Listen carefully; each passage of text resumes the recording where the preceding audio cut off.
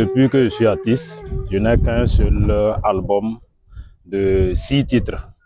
C'est vrai, j'ai d'autres, je suis en train de me préparer avec d'autres chansons, mais ça encore, bon, c'est pas encore sorti. L'album s'appelle Burkindi. Voilà, en français, c'est pour dire l'intégrité. Ma première fois de le toucher, c'était en 2022. Voilà, que je l'ai appris. Derrière l'histoire, il y a des incompréhensions. Vous allez entendre que d'autres disent que l'instrument, que forcément il faut être aveugle pour le jouer. Que sinon, si tu n'es pas aveugle et que tu l'utilises, tu risques de devenir aveugle.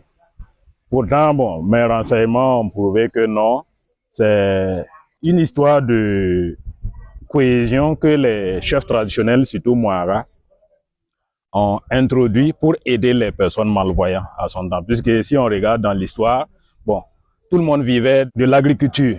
Pourtant, un malvoyant, ça serait très difficile pour lui de cultiver. La raison pour laquelle le chef a introduit ça, voilà, et interdire même tous les autres d'utiliser l'instrument.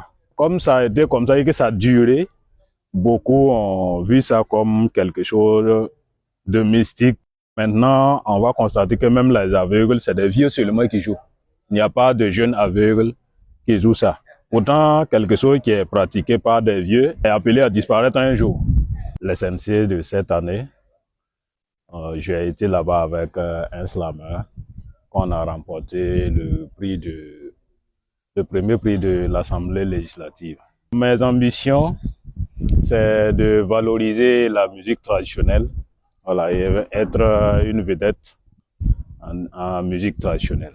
Les différents messages que je transmets, que ce soit dans mon album ou dans mes prestations, et c'est concernant l'insécurité et puis la valorisation de nos traditions et la conscientisation de la jeunesse et bon, des Burkinabés en général, pour ne pas dire des Africains, en général concernant le combat actuel qu'on mène pour nos pays.